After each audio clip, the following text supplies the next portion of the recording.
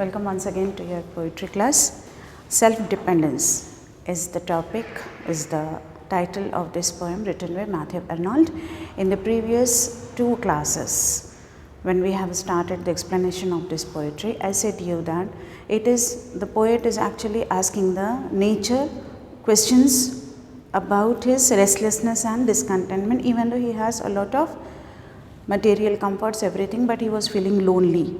So, and I said to you that it was not only about himself, he was discussing a general mankind nature of a human being, or what is the problem of the mankind.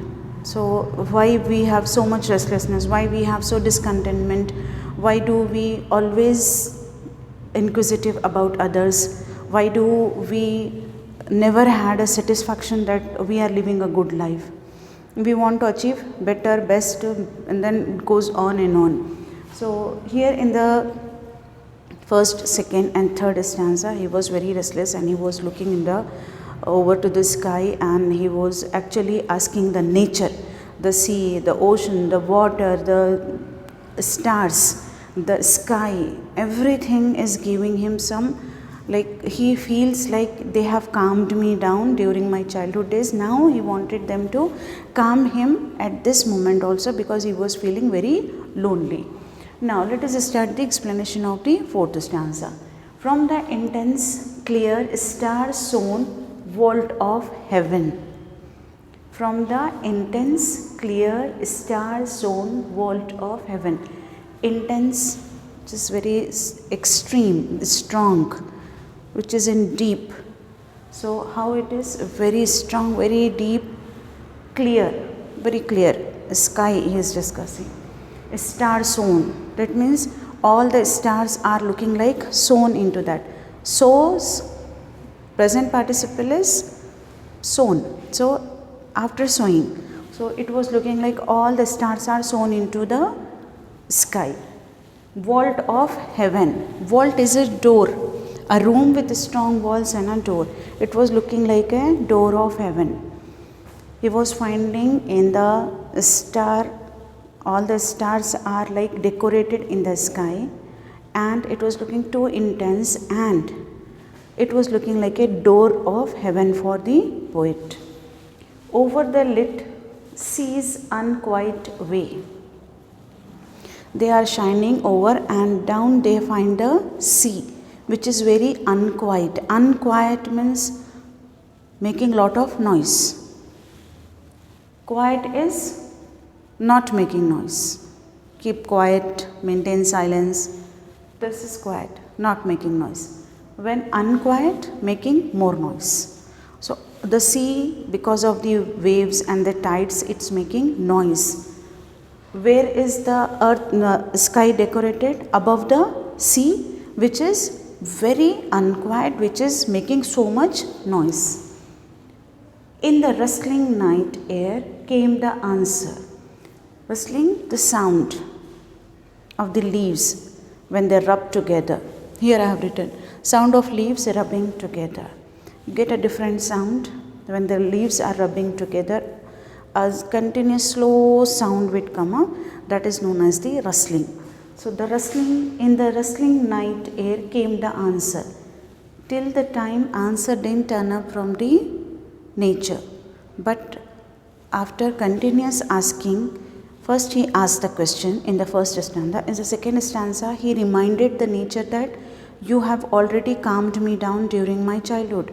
Now again I am restless, again I need your help. So in the third stanza he requested. Second stanza he reminded, in the third stanza he requested, and here he got the answer. In the rustling night air came the answer. What is the answer?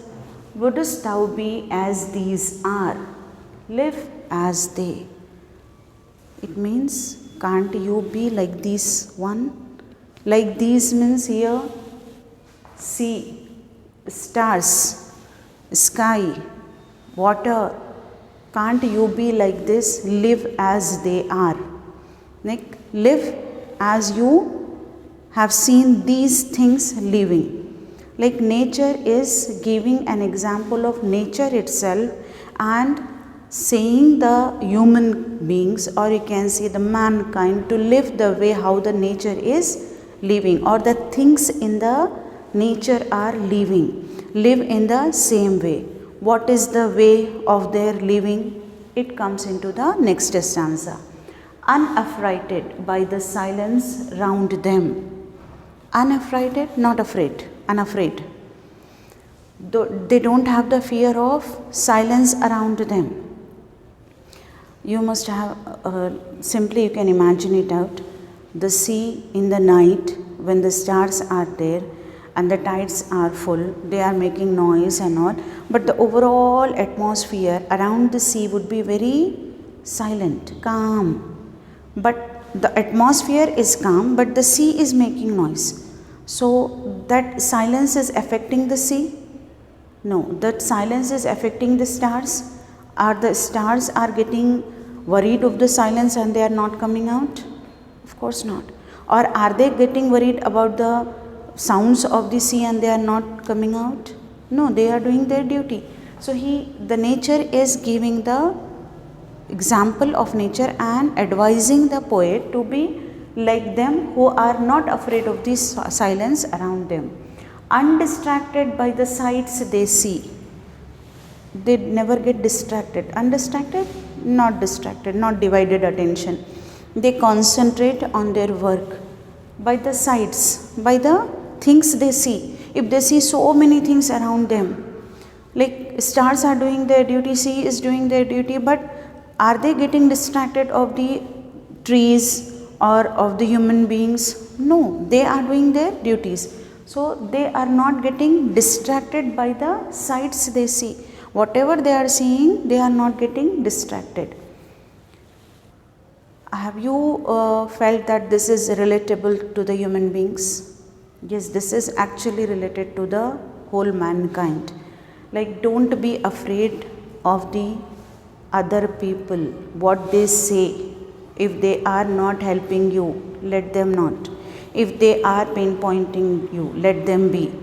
Do your duty, do your work, be confident in your own self, discover your own self, be confident in what you are doing, do the good things, but be confident about that. Don't get the complex drawn from this side to that side. Don't be a fickle minded. Fickle means like moving this side to that side. Shall I take this? Shall I do this? Better to decide by your own self and start approaching towards that without getting any distraction from the other people. Like, undistracted by the sides of the sea. Then don't see what others are doing. Let them do there. You can get some inspiration from the others, but don't get jealous from the others. Don't develop a complex into your others that I'm inferior, they are superior. Everybody has their struggles. They have to, like, always they have to pay for their life. Everybody is busy in playing their roles in their life. So you cannot judge by standing at one side that the life of the other person is good.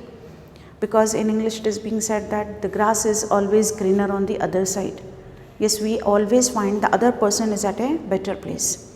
Because we don't see the struggles, the troubles, and you can say the sad things, whatever had happened into their life. The problems what they are facing, the troubles what they are facing, you don't know, because you only see the physical personality and you start assuming that that person's life is better. Unless you take the place of the person, you cannot get the idea. So never judge anyone, never think that their life is best. Maybe somebody is looking at you and thinking that your life is the best one.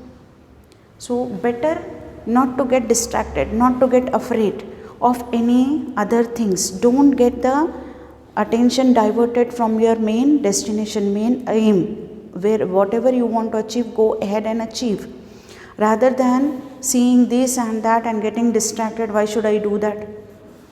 Because of this only, as I said in the previous class, because of this only there is increasing cases of depression, stress. Many doctors have written their articles into the newspapers. If you get any time, when you can able to get that, check it out. That in the newspapers many articles are being written, especially in how to avoid the distress and how many people are getting affected because of this stress and because of this depression, and why they are getting so much depression in their life.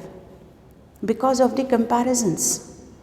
They have the comparisons with the others' lives. They always compare them to the other person, and that too with a better person, not with a person who is worse with them, like who is not good, who is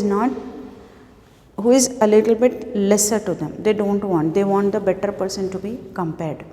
So going for a better life and trying to achieve a good future is a different task, but sulking and continuously getting the negative thoughts, that is a different. And we have to overcome all these by thinking that yes, everybody is facing either this or that problem. Maybe they don't disclose to us, but they are facing. So don't compare your life with the others. He wanted to say that the nature is replying to the poet in such a way that don't get afraid of any other things, whatever you are seeing, and don't get distracted by the whatever the sight or whatever the things you are seeing. That means in overall world, if you are seeing something good, something better, enjoy, but don't get distracted. These demand not that the things without them. Yield them love, amusement, sympathy. These things, he is talking about the nature. The nature never demands anything.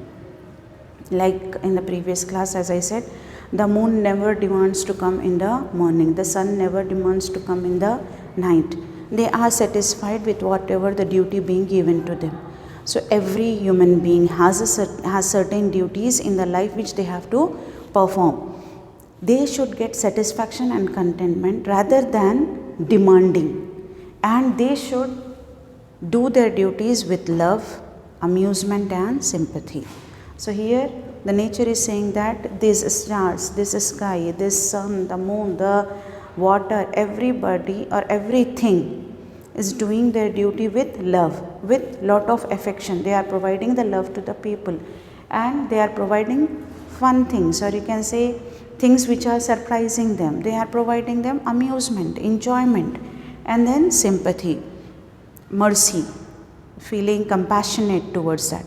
So they are providing them, like you can see the trees are providing shelter to us. Not only shelter, variety of things we can get from the trees, water, so all the nature is providing you all these things. In the same way, human beings should also provide these things when they are performing the duties given to them, without getting distractions and without getting any fear. They should provide the required emotions to the people whom along with them they are living, whom they are sharing the life with. So it is actually the message of the nature to the poet. This is here, from here to here, and then it continues that how the nature has tried to pacify the poet's discontentment, or you can say the restlessness. In the next classes, we will continue the further explanation.